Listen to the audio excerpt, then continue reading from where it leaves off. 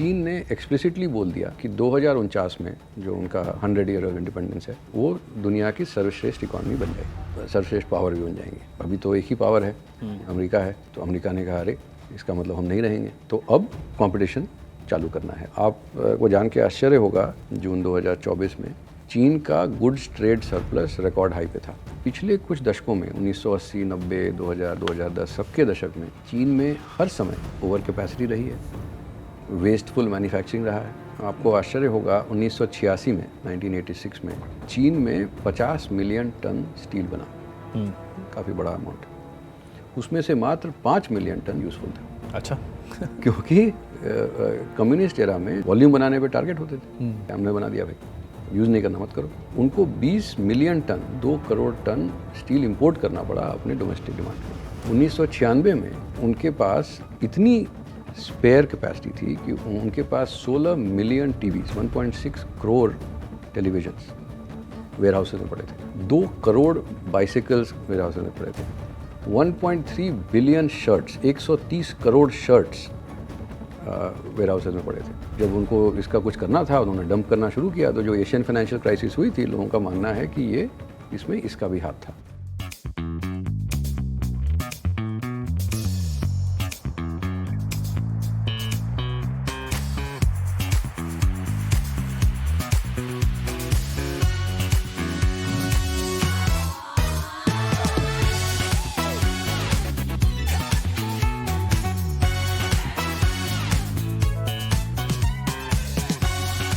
नमस्कार और स्वागत है आपका ओपन डायलॉग के इस एपिसोड में। कुछ दशकों पहले भारत और चाइना की इकॉनमी एक ही लेवल पर थी।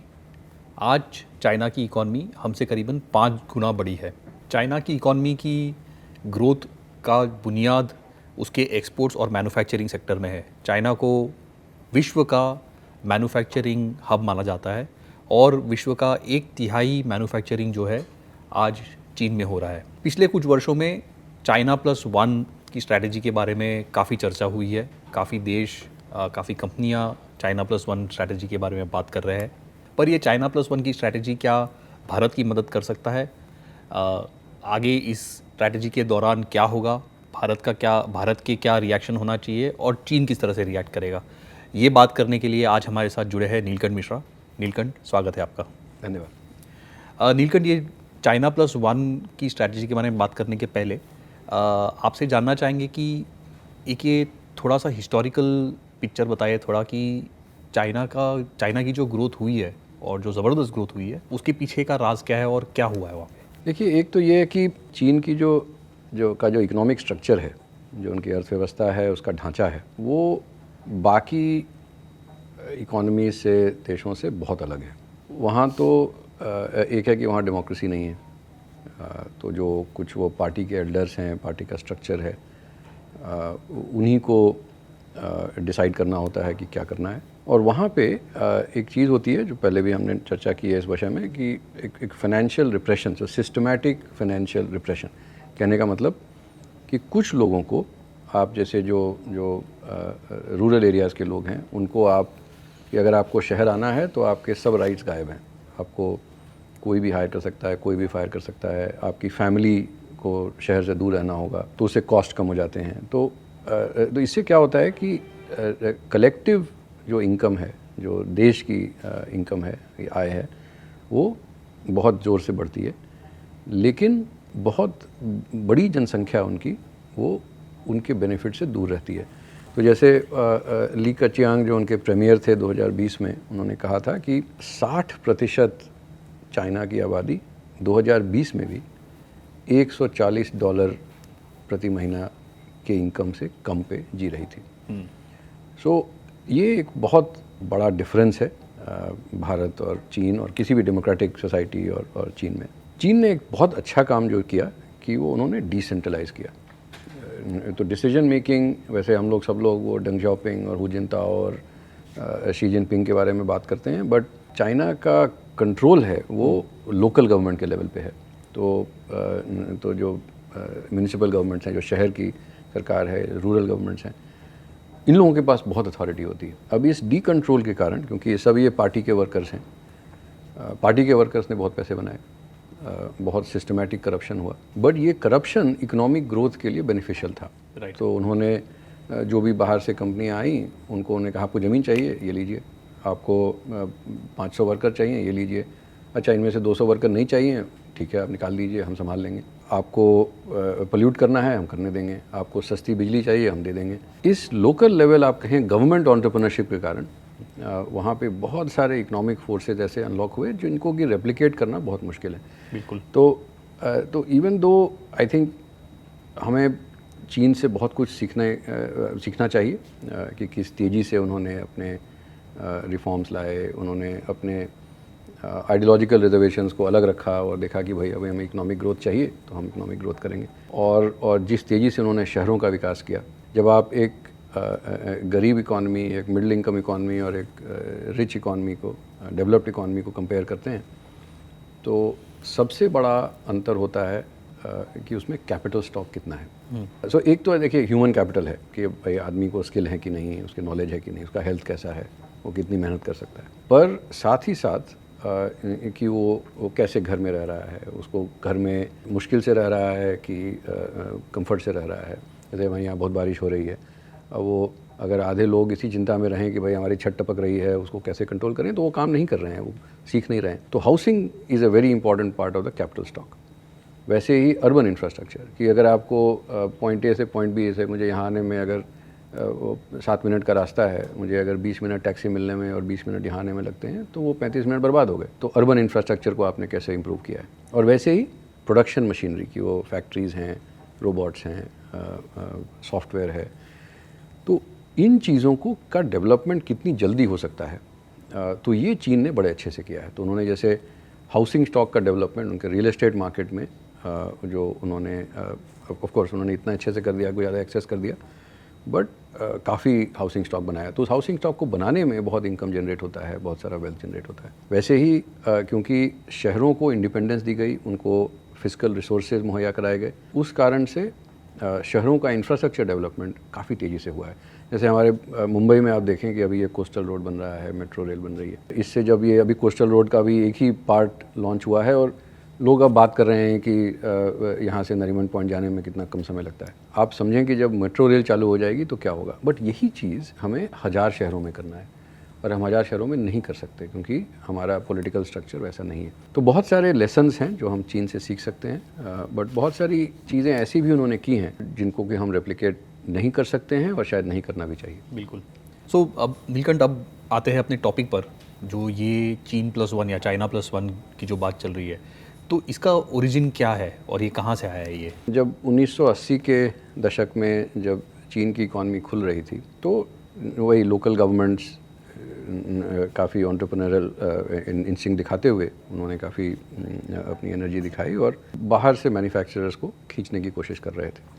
1980 में तो एक बहुत प्रिमिटिव था, बहुत अर्ली था। आई थिंक चीन के अंदर भी रिफॉर्म्स होंगे नहीं होंगे, काफ़ी कम्युनिस्ट पार्टी में भी मतभेद था। लेकिन 1990 के दशक में उन्होंने मतलब वो जो कहते हैं जो रेड कारपेट बिछा दिया कि भाई आप आइए और प्रोड्यूस कीजिए, आपको जो चाहिए वो मिलेगा। उसके बाद जब उन्होंने WTO ज्वाइन कर लिया, जो वर्ल्ड ट्रेड ऑर्गेनाइजेशन जब 2000-2001 में ज्वाइन कर लिया, उसके बाद उनका वो जो चीन में जो मैन्युफैक्चर्ड गुड्स थे उनको जो इंपोर्ट ड्यूटीज लगनी थी यूरोप, USA सब में, वो सब कम हो गई।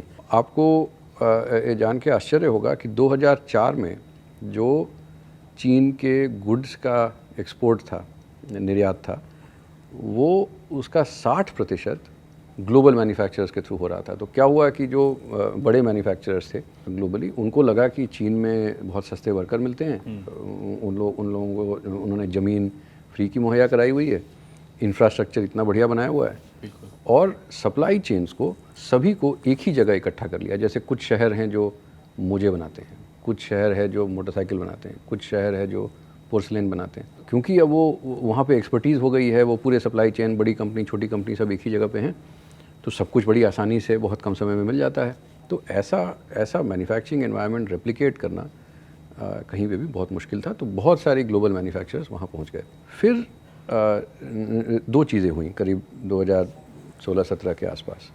एक तो ये हुआ कि चीन के अंदर की पॉलिटिक्स बदल गई, क्योंकि जब 1978 में जब डंग जाओपिंग ने रिफॉर्म एंड ओपनिंग अप का काम शुरू किया 1982 में, 1982 में उन्होंने कॉन्स्टिट्यूशनल चेंजेस किए और कहा कि भाई कम्युनिस्ट पार्टी की आइडियोलॉजी एक है, बट लोगों की इच्छा है कि हम रिच हो जाएं तो हम रिच होंगे। 2012 के बाद से जब उनको ये समझ में आने लगा कि इनइक्वालिटी बढ़ रही है, करप्शन कुछ सिस्टमेटिक हो गया है और इकॉनमी एक मॉडरेट लेवल ऑफ प्रॉस्पेरिटी पे पहुंच चुकी है, तब उन्होंने उनका प्राइवेट सेक्टर पर से ट्रस्ट हटना शुरू हो गया। एक बहुत बड़ा बदलाव था, क्योंकि जो वेस्टर्न वर्ल्ड है उसको लग रहा था कि जैसे जैसे चीन की इकॉनमी ग्लोबल इकॉनमी से इंटीग्रेट होगी वो धीरे धीरे डेमोक्रेसी की तरफ बढ़ेगी। बट 2012 के बाद से, जो अभी कुछ स्कॉलर्स हैं वो कह रहे हैं कि इसके आसार तो आपको 1980 में दिखने शुरू हो गए थे, ये कभी नहीं होने वाला। अच्छा। लेकिन लोग मतिभ्रम में थे। जब एक बहुत फेमस इंसिडेंट है, जब जॉर्ज डब्ल्यू बुश जब वो ये लोग कहने की कोशिश कर रहे थे कि अगर हम, चीन वाले लीडर्स कह रहे थे कि जब हम कंपनीज़ को लिस्ट कर रहे हैं स्टॉक मार्केट्स में, ये प्राइवेटाइजेशन नहीं है, ये हम खाली market price discovery, access to resources कर रहे हैं। तो शायद ये कहा जाता है कि जॉर्ज डब्ल्यू बुश ने विंक करके कहा हाँ हाँ हम भी समझते हैं कि उनको लग रहा था कि चोरी छिपे कर रहे हैं उनको। तो वो जो मतिभ्रम था, जो उनकी गलत अंडरस्टैंडिंग थी, वो करेक्ट होनी शुरू हुई। तो एक तो ये क्लियर हो गया कि उनको प्राइवेट सेक्टर में जितना सपोर्ट था वो अब धीरे धीरे खींचना शुरू किया उन्होंने स्टेट ओन्ड एंटरप्राइजेस का। दूसरा बदलाव ये हुआ, चीन ने एक्सप्लिसिटली बोल दिया कि 2049 में जो उनका 100 ईयर ऑफ इंडिपेंडेंस है वो दुनिया की सर्वश्रेष्ठ इकॉनमी बन जाएगी, अब सर्वश्रेष्ठ पावर भी बन जाएंगे। तो अब ये अभी तो एक ही पावर है, अमेरिका है, और चीन बोल रहा है कि हम बन जाएंगे। तो अमेरिका ने कहा अरे इसका मतलब हम नहीं रहेंगे, और तो अब कंपटीशन चालू करना है। तो अभी तक उनको लग रहा था कि जैसे ही वो चीन को, और सबको फ़ायदा हो रहा था, बड़ी कंपनीज़ को फ़ायदा हो रहा था, सब कंज्यूमर को फ़ायदा हो रहा था, तो सब लोगों को लगा अच्छी चीज़ है, चीन को इंटीग्रेट करो। जब उनको समझ में आया कि चीन ने तो सबकी टेक्नोलॉजी खींच ली और अपने टर्म्स पे मैन्युफैक्चरिंग को लाया, और अब वो कह रहे हैं कि भाई आपको रहना है तो रहें, नहीं तो आप भाग जाएँ। तो एक वो फिर पॉलिसी का चैलेंज शुरू हुआ, जो कि जैसे ट्रंप टैरिफ्स 2017-18 में जब आए तो ये क्लियर होने लगा, क्योंकि ट्रंप भी जब अपने चुनाव के लिए का प्रचार कर रहे थे 2016 में, उनको समझ में आने लगा कि जब भी मैं एंटी चाइना बोलता हूँ बहुत सपोर्ट मिलता है। तो वो एज ए पर्सन कुछ भी हों, बट एज ए पॉलिटिशियन बहुत समझदार हैं, तो उसने उन्होंने डेवलप करना शुरू किया उस पर और चीन के अगेंस्ट काम करना शुरू कर दिया। तो पहला बदलाव ये हुआ कि चीन के अंदर बदलाव हुआ, दूसरा हुआ कि चीन के बाहर बदलाव हुआ, और तीसरा हुआ वो एक ल्यूइस टर्निंग पॉइंट, जो हमारे पॉडकास्ट पे हमने पहले भी चर्चा की है कि 20, 25, 30 साल तक ऐसा होता है कि वर्कर्स जब एग्रीकल्चर से इंडस्ट्री में आ रहे हैं तो वर्कर्स का नंबर एक्सेस में होता है। बिल्कुल। तो वर्कर के पास प्राइसिंग पावर नहीं होती है। पर वो जनरेशन के बाद अब जो नई जनरेशन चीन में आई है उसको इंडस्ट्री में काम करने की इच्छा नहीं है। वो 4-to-1 वाली जनरेशन है कि 4 ग्रैंड पेरेंट्स, 2 पेरेंट्स और एक बच्ची। वो अब कुछ भी कह लें वो फैक्ट्री में काम नहीं करेंगे, और नंबर ऑफ वर्कर्स अब श्रिंक हो रहे हैं क्योंकि उनकी वर्कफोर्स अब गिर रही है। तो ल्यूइस टर्निंग पॉइंट कहते हैं इसको। तो इसलिए अब वेजेस जो हैं वो जोर से बढ़ने शुरू हुए। तो जो भी लोग, स्पेशली जो फॉरेनर्स जो चीन में मैन्युफैक्चर कर रहे थे, उनको अब ये लगा कि अब देखो, अब अगर 2 बड़े पावर्स आपस में झगड़ा शुरू करेंगे तो वो जो गेहूं में घुन पिसता है उसमें फंसेंगे हम, क्योंकि अगर हमारी 80-90% मैन्युफैक्चरिंग जो है चीन में हो रही है तो हमें वहाँ से निकलना होगा। तो एक ये आप कहें स्ट्रेटेजिक इंटेंट है कि भाई ओवर डिपेंडेंस, जो उसके बारे में वो भूल गए थे, इतना कन्वीनियंट था चीन में मैन्युफैक्चर करना कि लोग भूल गए थे कि उनको थोड़ा डाइवर्सिफाई करके रखना चाहिए। जो बिजनेस रूल है कि भाई एक ही चीज़ में होता है ना, all eggs in one basket मत रखिए। दूसरा, क्योंकि कॉस्ट ऑफ मैन्युफैक्चरिंग बढ़नी शुरू हो गई, जहाँ भी लेबर इंटेंसिव जॉब्स थे तो वो मुश्किल हो गया चीन में प्रोड्यूस करना। और तीसरा, लोगों को डिस्कम्फर्ट आना शुरू हुआ, और जब ये कोविड वगैरह के बाद और ज़्यादा डिस्कम्फर्ट हुआ कि ये जो ऑटोक्रेटिक नेचर है चीन की सरकार का, उसके कारण वहाँ पे रहना मुश्किल होता जा रहा है। कि अब आप हर कंपनी में एक कम्युनिस्ट पार्टी का एक आइडियोलॉग बैठेगा बोर्ड पे, हर किसी को शी जिनपिंग थॉट पढ़ना होगा ना। हो सकता है कि पढ़ने से बहुत फ़ायदा होता हो, बट बहुत लोगों को इच्छा नहीं है पढ़ने की। तो इन सब वजहों से लोगों ने कहा कि अब एक ऑल्टरनेटिव क्रिएट करना है। तो इसीलिए वो China + 1 कि चाइना तो रहेगा ही क्योंकि बहुत कन्वीनियंट और प्रॉफिटेबल है वहाँ बनाना। एक मैंने कभी एक आर्टिकल लिखा था इकोनॉमिक टाइम्स में कि वो अब ऐसा लग रहा है कि China + 1 = चाइना हो गया है, क्योंकि ये ज़रूर हुआ कि बहुत सारे हाईटेक अच्छा, एक और बदलाव आया कि जब अमेरिका ने कहा कि जितने भी हाई टेक कंपनीज़ हैं, सेमीकंडक्टर कंपनीज़ हैं, रोबोटिक्स कंपनीज़ हैं, बायोटेक कंपनीज़ हैं, उन लोगों को चुनना होगा कि अगर आपके वर्कर्स को यूएस सिटीजनशिप चाहिए या ग्रीन कार्ड चाहिए या रिटेन करना है उसको, तो आप चीन में काम नहीं कर सकते। तो बहुत सारी ऐसी कंपनीज़ हैं जो इन सब सेक्टर्स में काम करती हैं, उनको सीधा इंस्ट्रक्शन आया कि अब आप चीन से मैन्युफैक्चरिंग को अपना निकाल लाइए, क्योंकि अब ये स्ट्रेटेजिक कंपटीशन है, इन सबको यूज़ करके वो लड़ाई में भी, वॉर में भी यूज़ कर सकते हैं, तो उनको भी निकलने कहा गया। सो इन सब वजहों से China plus one as a strategy एक फ्रेज़ निकला और बहुत सारे देश, इसमें भारत भी है, so Mexico, Thailand, Malaysia, Vietnam, Morocco, Turkey, इन सब ने हाथ खड़ा किया कि भाई हम भी है। हम भी हैं। एक डाइवर्सिफिकेशन का भी था शायद कि कोविड में जैसे सप्लाई चेन सारे रुक गए, तो जो एक वो मुहावरा है जस्ट इन टाइम, तो उसका एक वो निकला था जस्ट इन केस, कि अगर कुछ हो जाए तो आपके पास एक ऑल्टरनेटिव सप्लाई चेन हो। वही कि मतलब जो ओवर डिपेंडेंस जो चाइना पे बन गया था, उसका एक ऑल्टरनेटिव, तो हाँ, दैट गॉट रीएम्फेसाइज्ड कि अगर कहीं चाइना गलती से बंद हो गया तो, बट इसका डर जो है वो तो 2020-21 में आया। मुझे याद है, मतलब 2018 में मैंने लिखा था कि जब चीन से करीब $500 ट्रिलियन की मैन्युफैक्चरिंग शिफ्ट होगी और वो कहाँ कहाँ जा सकती है। बिल्कुल। तो इसकी चर्चा जो है बहुत दिनों से पहले से शुरू हो गई थी। अब नीलकंठ, अब इस चर्चा को शुरू हुए काफ़ी साल हो गए, तो अब क्या हुआ है चाइना प्लस वन में? तो जो हाईटेक मैन्युफैक्चरिंग है उसमें कंपनीज़ ने जानबूझ के ऑल्टरनेटिव्स क्रिएट करना शुरू कर दिया। जैसे एप्पल फेमसली इंडिया आ गया। इंडिया एप्पल के आईफोन असेंबली के लिए +1 है, मतलब ये अब क्लियर हो गया है। बहुत सारे सेमीकंडक्टर कैपिटल इक्विपमेंट जो चिप्स बनाने में जो मशीन्स लगती हैं, उनकी मैन्युफैक्चरिंग जो चीन में हो रही थी, क्योंकि अब स्ट्रेटिजिकली अगर उसका हाथ वो अगर चाइना के गवर्नमेंट के हाथ में आ जाए या चाइना के इकॉनमी के हाथ में आ जाए तो उससे बहुत हाईटेक टेक्नोलॉजी उनके हाथ में आ जाएगी। तो इसलिए उनको कहा गया कि भैया बाहर निकल जाए वहाँ से। जो चिप डिज़ाइन कंपनीज़ हैं, EDA कहते हैं, इलेक्ट्रॉनिक डिज़ाइन ऑटोमेशन, वो जो चिप कंपनीज़ हैं, केडेंस, सिनॉप्सिस, इन लोगों को कहा गया कि अब आप सॉफ्टवेयर चीन में नहीं बेच सकते। तो इसमें तो +1 तो काफ़ी अच्छे से, एटलीस्ट, क्योंकि इसमें जियोपॉलिटिकल डायरेक्टिव है कि इकोनॉमिक पावर्स को, इकोनॉमिक रैशनल भूल जाइए, बस निकल आइए वहाँ से। अमेरिका ने ये भी कहा कि भाई अगर कोई अमेरिकन एम्प्लॉई या अमेरिकन सिटीज़न या ग्रीन कार्ड होल्डर अगर चीन में इन सेक्टर्स में काम कर रहा है तो उसका सिटीजनशिप और उसका ग्रीन कार्ड छीन लिया जाएगा। अच्छा। तो वो भी एक वजह थी कि लोग भाग के आ गए बाहर।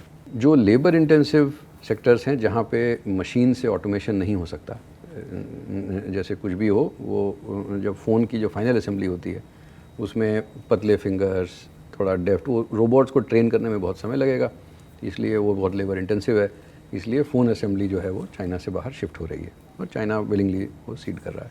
गारमेंट असेंबली कि जैसे कपड़े सिलना, उसमें क्योंकि बहुत शॉर्ट साइकिल पे ये सब होता है, उतनी देर में रोबोट्स को ट्रेन करने में बहुत समय लगेगा, इसलिए वो हाथ से ही करना पड़ता है। तो वो धंधा जो है वो कुछ वियतनाम में, कुछ बांग्लादेश में, कुछ कंबोडिया में, भारत को भी सीखना चाहिए था, अभी आना चाहिए था बट आया नहीं तो ये सब भी चाइना +1 में शिफ्ट हो रहा है। बहुत सारी ग्लोबल कंपनीज़ ने अपनी जो चाइनीज़ मैन्युफैक्चरिंग है वो काफ़ी हद तक चाइनीज़ मैन्युफैक्चरिंग चाइनीज़ डिमांड के लिए थी। जब हमने सर्वे किया था 2018 के अपने रिपोर्ट के लिए, तो हमने देखा था कि काफ़ी हद तक वो बता रहे थे कि भाई हम चीन में मैन्युफैक्चरिंग इसलिए करते हैं कि चीन की डिमांड है। बट उन्होंने सप्लाई चेन्स को सेग्रीगेट करना शुरू कर दिया। जैसे एप्पल ने भी कहा कि भाई जो चीन के लिए आईफोन बनेंगे वो इन फैक्ट्री से बनेंगे, चीन के बाहर के जो बनेंगे सब हम बाहर बनवाएंगे।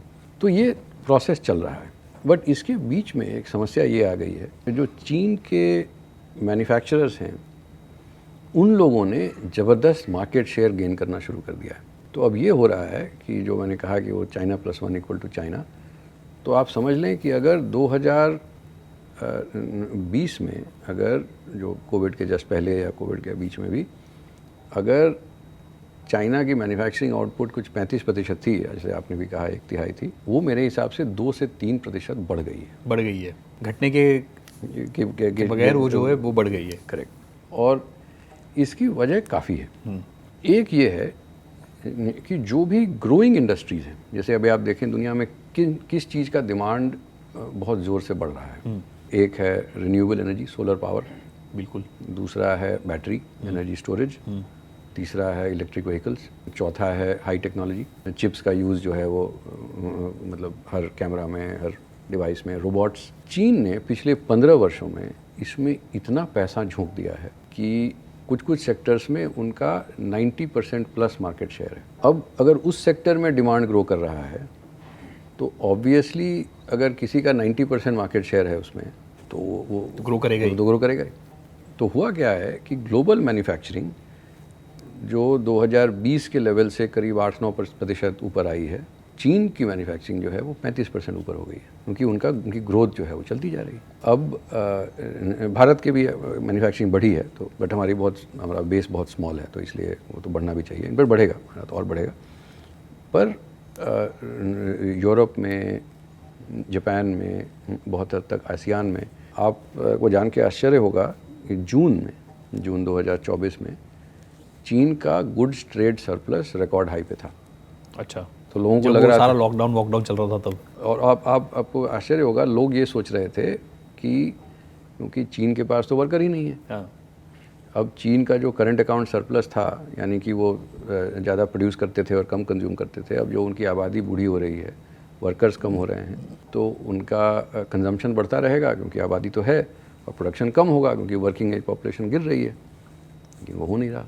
तो उनका प्रोडक्शन जो है वो अभी भी ज़ोर से बढ़ रहा है। और आप देखें कि किन इकोनॉमीज़ पे असर पड़ रहा है। तो अभी जैसे अब थाईलैंड में फैक्ट्रीज बंद हो रही हैं, इंडोनेशिया में डंपिंग हो रही है, या वो जो भी है उनके अगेंस्ट ट्रेड सरप्लस बढ़ रहा है, यूरोप के अगेंस्ट ट्रेड सरप्लस बढ़ रहा है, रूस में, कजाकिस्तान में, किर्गिस्तान में, इन सब जो सेंट्रल एशियन रिपब्लिक्स हैं उनमें बढ़ रहा है, अफ्रीका में बढ़ रहा है, लैटिन अमेरिका में बढ़ रहा है। अब हर जगह पे लोग अब चिंतित हो रहे हैं कि भाई अभी चाइना की डंपिंग के कारण हमारी फैक्ट्री सब बंद हो जाएंगी। तो ये ट्रांजिशन जो एक्सपेक्टेड था उससे दूसरी दिशा में जा रहा है। इसकी वजह बहुत सारी हैं। एक जैसे मैंने बताया कि जिन सेक्टर्स में ग्रोथ है वो अब चीन डोमिनेट कर रहा है, तो अब उसमें आप कुछ कर नहीं सकते, एटलीस्ट अभी के लिए, आगे के लिए सोचना पड़ेगा। पर दूसरी वजह एक और है, उनके यहाँ जो ये सिस्टमैटिक फाइनेंशियल रिप्रेशन होता है, कहने का मतलब कि जो लोग हैं उनको आपने इकोनॉमिक अपॉर्चुनिटीज़ इतनी रेस्ट्रिक्ट कर दी हैं कि वो कुछ ही काम कर सकते हैं। तो इसलिए जो एलिट्स हैं, जो फैक्ट्रीज चलाते हैं, जो बैंक चलाते हैं, उनके हाथ में बहुत रिसोर्सेज होते हैं। तो आप ये देखेंगे कि पिछले कुछ दशकों में 1980, 90, 2000, 2010 सबके दशक में चीन में हर समय ओवर कैपेसिटी रही है, वेस्टफुल मैन्युफैक्चरिंग रहा है। आपको आश्चर्य होगा, 1986 में, 1986 में चीन में 50 मिलियन टन स्टील बना, काफ़ी बड़ा अमाउंट है। उसमें से मात्र 5 मिलियन टन यूज़फुल था। अच्छा। क्योंकि कम्युनिस्ट एरा में जो सोवियत स्टाइल अकाउंटिंग होती थी, वॉल्यूम बनाने पे टारगेट होते थे। आपको यूज़ करे ना करे, आपने बना दिया, हमने बना दिया भाई, यूज़ नहीं करना मत करो। उनको 20 million ton, 2 crore ton steel import करना पड़ा अपने डोमेस्टिक डिमांड के लिए। अच्छा।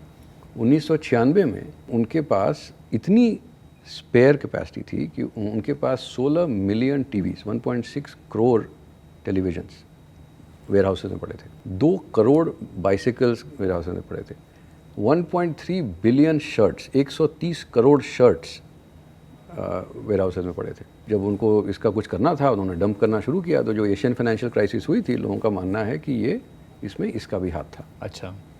कि जब तो चीन की जो सरप्लस कैपेसिटी है वो हमेशा से ये एक प्रॉब्लम रही है, बट वो ख़त्म नहीं होती। और इसकी वजह यही है कि उनके पास वो इतने लोगों को सप्रेस करके उनके रिसोर्सेज निचोड़ के अपना स्ट्रेंथ बनाते हैं।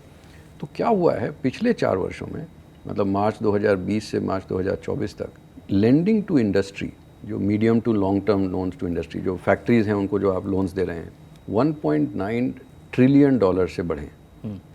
बड़े उन्होंने एक्स्ट्रा लोन दिए, एक्स्ट्रा मतलब जो जो पहले दिए हुए थे वो तो है ही, उसके ऊपर और 1.9 ट्रिलियन डॉलर दिए हैं। ये सबको जानना चाहिए कि भारत की पूरी बैंकिंग सिस्टम, जिसमें हम आप भी काम करते हैं, लोन बुक 2 ट्रिलियन डॉलर की है। हाँ। उसमें एग्री लोन्स हैं, मॉर्गेजेस हैं, ये हैं, सब मिला जुला के जितना अभी तक लाइफ में लोन दिया है, सब मिला जुला के 2 ट्रिलियन डॉलर का है। उन्होंने केवल 4 साल में केवल इंडस्ट्री को इंक्रीमेंटली इतना दे दिया। और ये इस तेज़ी से बढ़ रहा है कि अगले 4-5 साल में ये 2.5 से 3 ट्रिलियन डॉलर और देंगे। और देंगे। तो ये जो लोग सोच रहे थे कि रियल एस्टेट साइकिल चाइना की टर्न हो रही है, वो टर्न हुई है। रियल एस्टेट के लोन्स जो है नीचे जा रहे हैं, क्योंकि अब शी जिनपिंग ने कहा कि भाई houses are for living not for speculating, तो अब लोग रियल एस्टेट पे स्पेकुलेट नहीं कर रहे हैं। तो वो जो एक्सेस जो लोन्स जा रहे थे वो घुमा के अब इंडस्ट्री को आ गए। और इंडस्ट्री को भी आप समझ लें कि वो कह रहे हैं कि भाई पुरानी फैक्ट्री बंद कर दो। जैसे हमारे यहाँ पे अगर किसी को पुरानी फैक्ट्री बंद करनी होगी, किसी को नुकसान लेना होगा उसका, वो जिस बैंक ने लोन दिया था उसको राइट ऑफ करना पड़ेगा। वहाँ क्या है कि ये सब स्टेट ओन्ड बैंक्स हैं, स्टेट रिसोर्सेज हैं, उन्होंने एक्सपोर्ट कर करके इतना अपना स्ट्रॉन्ग बैलेंस शीट किया हुआ है कि कोई बैंकरप्ट, कोई किसी की कुर्की नहीं होने वाली।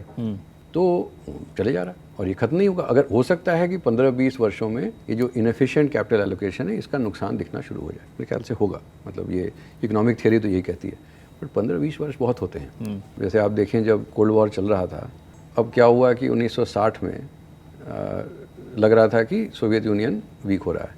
1970 में जब तेल के दाम बढ़ने शुरू हुए और यूएसएसआर एक एक्सपोर्टर था, तो 1970 में वो उनको इतने पैसे बन गए कि 20 साल और खिंच गई सरकार। तो चीन की ये जो अब किसी को भी कहें कि इस तरह से इन्वेस्टमेंट हो रहा है तो कहेंगे अरे ये तो फालतू का है, ये तो डूबेगा। अरे डूबते डूबते 20 साल लगेंगे, तो तब तक मैं क्या करोगे। तो ये एक और वजह है, एक ये कि वो डोमिनेट करते हैं इंपॉर्टेंट इंडस्ट्रीज, और दूसरा कि उनके पास इतने पैसे लगाए हैं उन्होंने कि और कोई कम्पीट ही नहीं कर सकता। ये बड़ी इंटरेस्टिंग बात की आपने। तो ये जो 2 ट्रिलियन 1.9 ट्रिलियन जो ऑलरेडी डाल चुके हैं और 2 ट्रिलियन शायद और डालेंगे, तो 4 ट्रिलियन ले लेते हैं। 4 ट्रिलियन डॉलर्स की वजह से उनकी इंडस्ट्री बहुत ज़्यादा कॉम्पिटिटिव हो गई है। यस, क्योंकि वो 4 ट्रिलियन शायद उनको सस्ते में ही मिला होगा, मतलब या काफ़ी लोग हैं जिनको शायद मिला ही ना होता पहले, जैसे भारत में तो शायद उनको मिलता ही नहीं, या यूएस में तो उनको शायद मिलता ही नहीं, तो उनको वहाँ पे मिला हुआ है और सस्ते में मिला हुआ है। इसलिए वो जो है अपनी कैपेसिटी लगा सकते हैं, R&D कर सकते हैं, जो भी है प्रोडक्ट डेवलपमेंट कर सकते हैं। जैसे बहुत सारे ईवी कार्स जो है वो सारे अभी चाइना से आ रहे हैं, और जैसे टेस्ला से अगर आप कंपेयर करें या कोई और से कंपेयर करें तो काफ़ी सस्ते भी है। और उसमें जो है ये 4 ट्रिलियन का या जो भी डेट अभी 1.9 ट्रिलियन का भी एक बहुत बड़ा रोल है। सो इसमें देखिए होता क्या है कि उनकी एक फ़िलॉसफी है, और ये जब चाइनीज़ लीडर्स ना वो बहुत पिथी एक्रोनिम्स में बोलते हैं, वो बहुत एक्रोनिम भी नहीं, मतलब हाइकू टाइप वो फ्रेजेस डालते हैं, जैसे न्यू प्रोडक्टिव फोर्सेस। और क्या होता है कि वो कुछ बोल देंगे, अब पूरी एक इंडस्ट्री है जो उसको इंटरप्रेट करती है कि भाई वो न्यू प्रोडक्टिव फोर्स है क्या।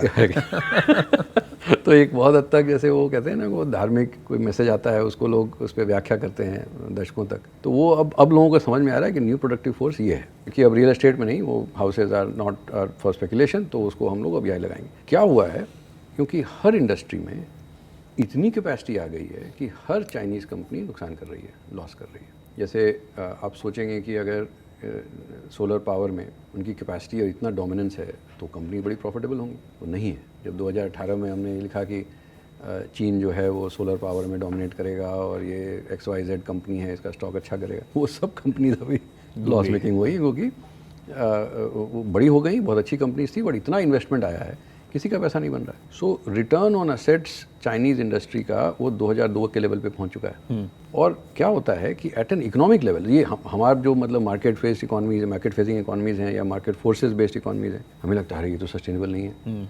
बट चीन के हिसाब से क्यों नहीं है भाई, क्योंकि उनको हम लोन देते रहेंगे। हाँ बिल्कुल। तो वो लॉसेस को सस्टेन कर सकते हैं। और उनकी एक और एक पिथी स्टेटमेंट है, लेट 1000 फ्लावर्स ब्लूम।